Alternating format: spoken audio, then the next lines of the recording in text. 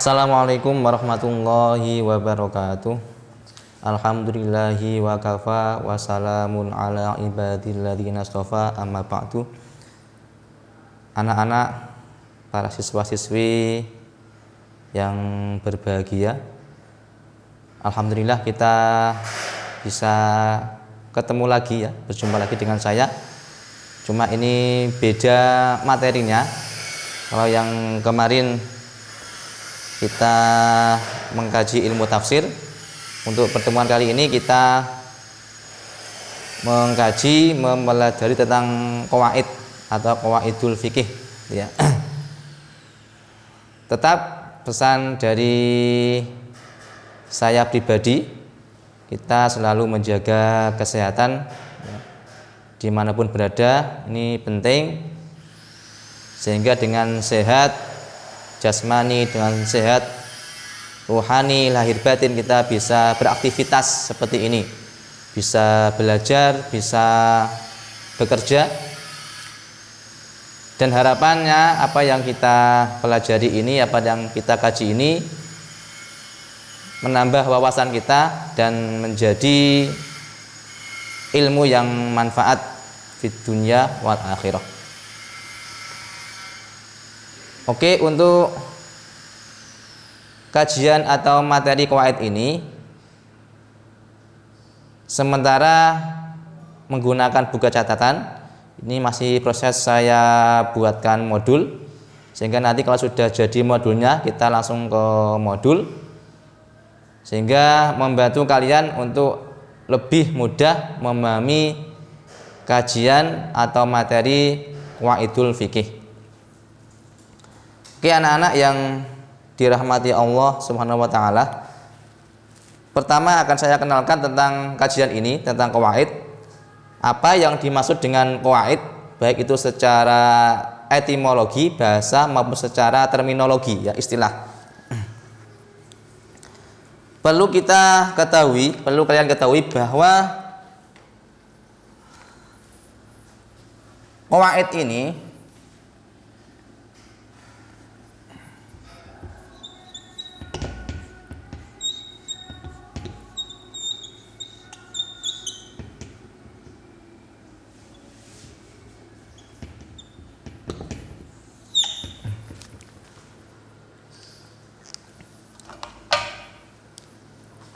bahwa kata qawaid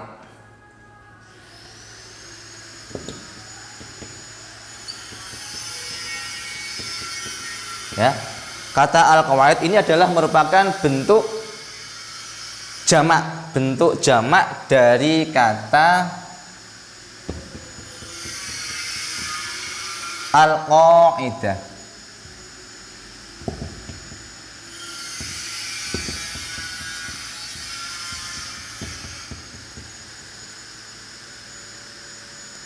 Artinya atau secara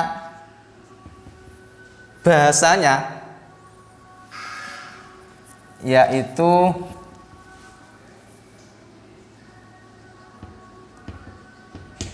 asas,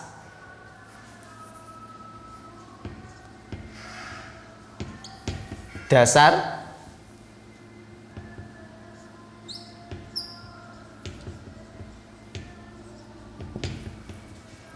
pondasi. Ini arti qawaid secara lughat, secara bahasa atau etimologi. Misalnya ada kalimat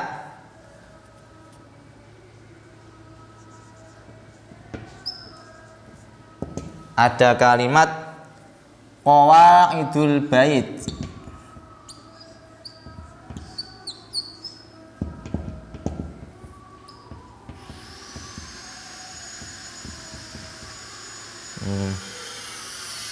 Di sini artinya adalah pondasi rumah.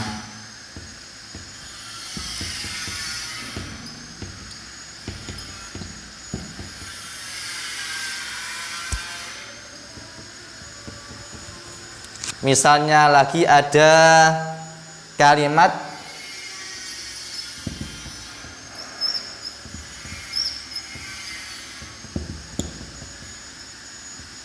qawaidud dini. Nah, di sini yang tepat artinya yaitu dasar-dasar agama.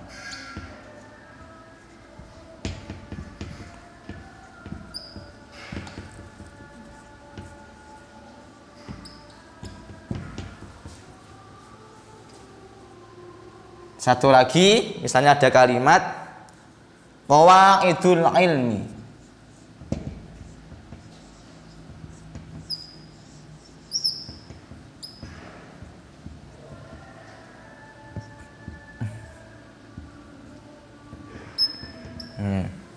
Maka di sini arti yang tepat yaitu kaidah atau bisa asas-asas ya ilmu. Oke ya, ini pengertian al-qawaid secara bahasa, memiliki makna asas ya, dasar dan pondasi. Di dalam Al-Qur'an itu ada bahasa qawaid, ada bahasa atau kata qawaid. Misalnya di dalam surah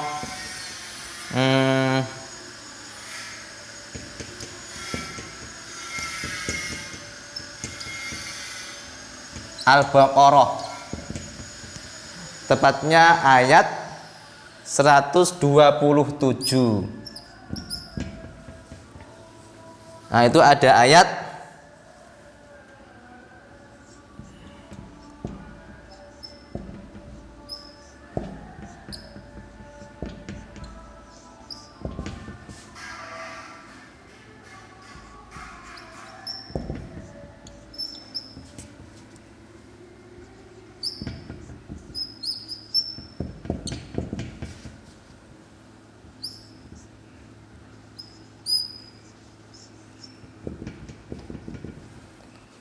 wa id yarfa'u Ibrahimul qawaida minal baiti wa Ismail. Wa id yarfa'u Ibrahimul qawaida minal baiti wa Ismail. Ada bahasa qawaid di sini. Dan ketika Ibrahim, Nabi Ibrahim meninggikan dasar-dasar Baitullah bersama Nabi Ismail. Di sini qawaid diartikan dasar. Dasar-dasar Baitullah. Oke. Ada lagi di surah lain yaitu An-Nahl misalnya. Saya hapus ya.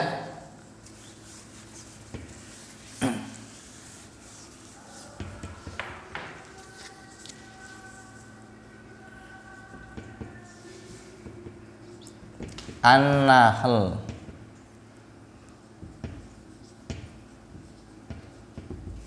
Itu ayat 26.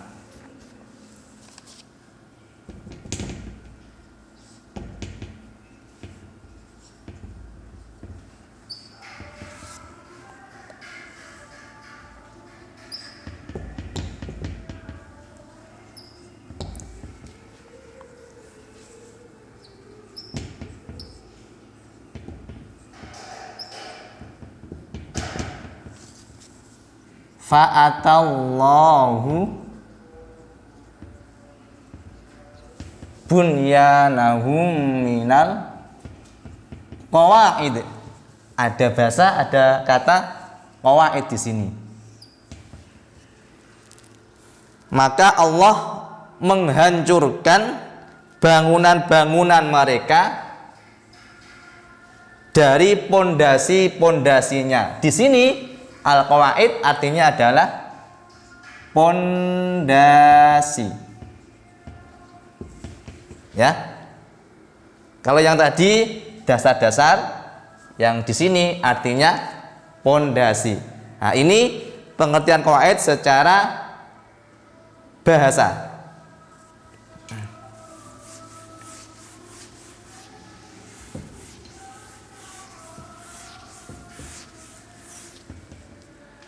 Berikutnya pengertian qawaid, al-qaidah atau qawaid secara istilah atau terminologi.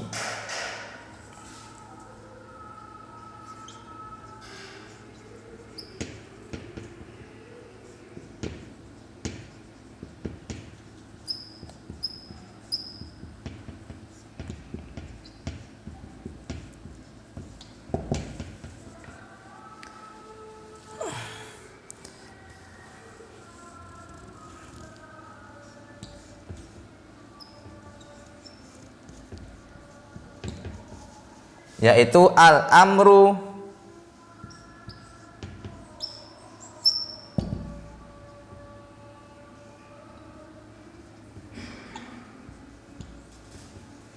kulliyu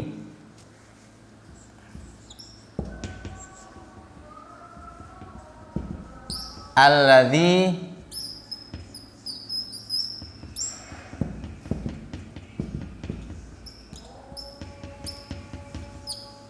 yantabi'u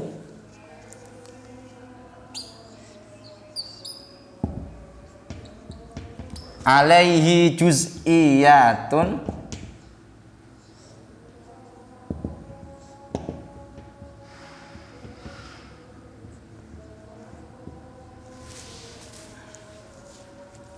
katsiratun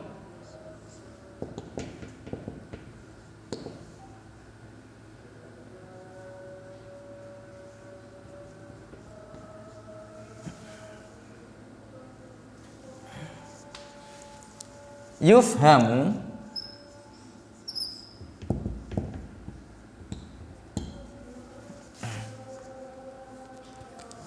ahkamuha minha.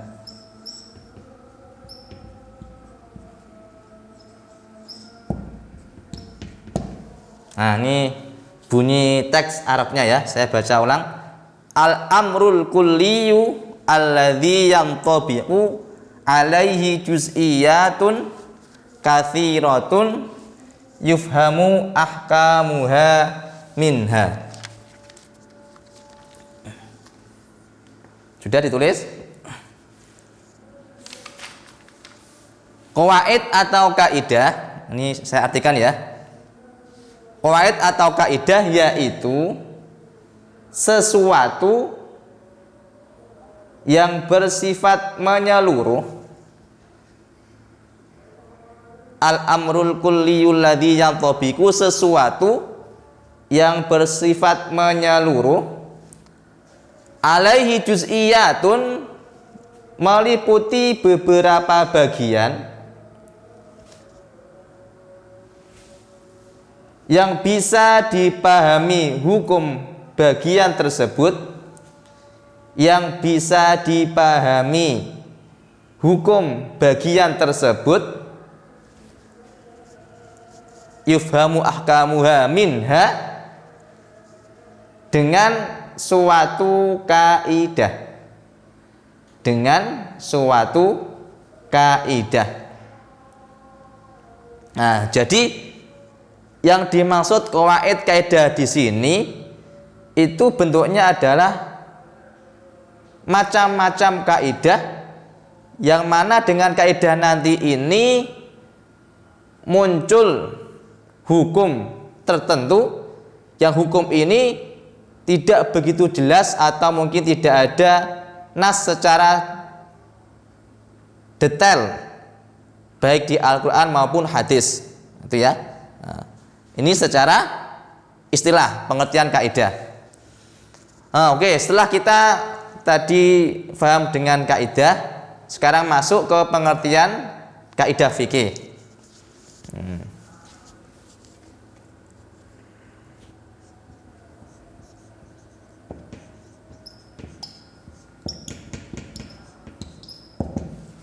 Kalian tulis kaidah fikih.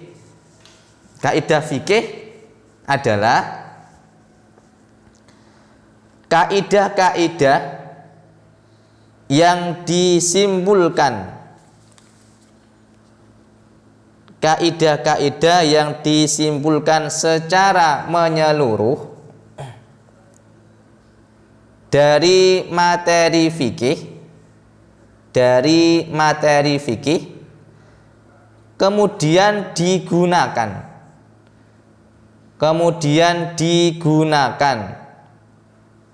untuk menentukan hukum dari kasus-kasus baru yang muncul, yang tidak jelas hukumnya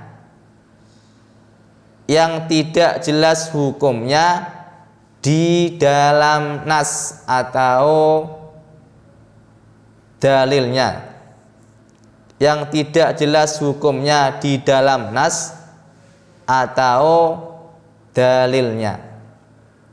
Titik. Sudah? Itu pengertian kaidah fikih. Jadi ada sebuah hukum yang mana misalnya di dalam Al-Quran atau di dalam hadis belum begitu jelas, belum begitu detail. Maka dengan kaidah-kaidah inilah mengangkat hukum tersebut, menjelaskan hukum kasus problem tersebut. Suatu contoh misalnya tentang adat, tentang budaya adat suatu masyarakat yang sudah dikerjakan menjadi sebuah rutinitas. Adat ini adat yang baik, ya, adat yang baik artinya tidak menyalahi syariat agama Islam yang baik. Tapi adat ini itu tidak ada dalilnya, di Al-Quran nggak ada, di hadis nggak ada. Maka adat ini menjadi boleh dikerjakan oleh orang banyak masyarakat karena ada kaidah al-adatu muhakkamah, bahwa sebuah adat kebiasaan tentu yang baik yang positif, maka boleh bisa dijadikan ketetapan suatu hukum. Artinya apa? Dengan kaidah al-adatu muhakkamah ini bisa mengambil suatu status hukum dari kasus problem yang baru yang tidak ada nas atau dalilnya. Oke ya. Kaidah fikih sudah, sekarang macam-macam kaidah.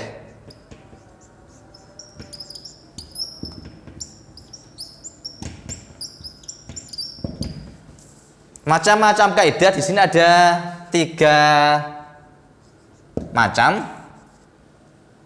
Yang pertama kaidah pokok. Itu jumlahnya ada 5 kaidah. Yang kedua kaidah umum atau biasanya disebut dengan kaidah yang kulliyah.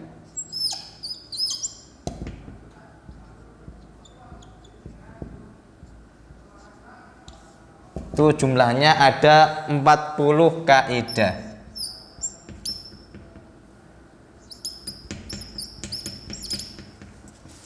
Yang ketiga kaidah yang bentuknya mukhtalaf.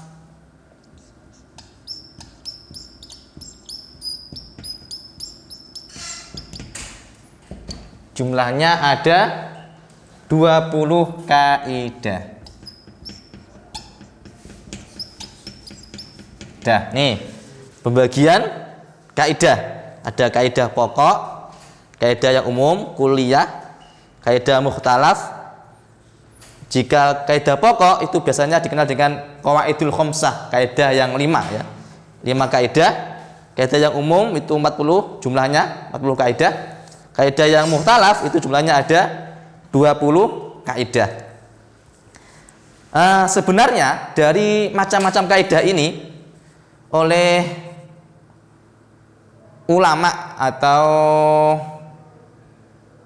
al-alamah ya, ulama Imam Izzuddin bin Abdissalam ya, Imam Izzuddin bin Abdissalam berpendapat bahwa sebenarnya fikih yang sering kita kaji ini, termasuk ini ya, Qawaidul Fikih ya kan, bagiannya fikih juga, itu hanya berkisar atau berpusat ya pada satu kaidah saja, yaitu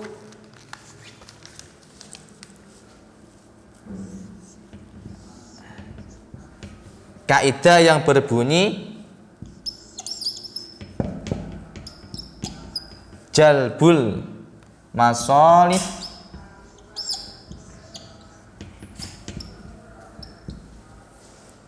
wa dar'ul mafasid.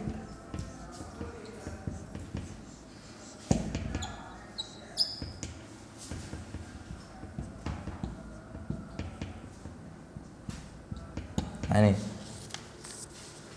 artinya apa? Dari jumlah kaidah yang banyak ini, ada yang 5, 40, 20 ini, jumlah kaidah yang banyak itu rupanya hanya bisa disimpulkan atau berkutat hanya pada satu kaidah yang paling pokok, yaitu jalbul masalih wa dar'ul mafasid.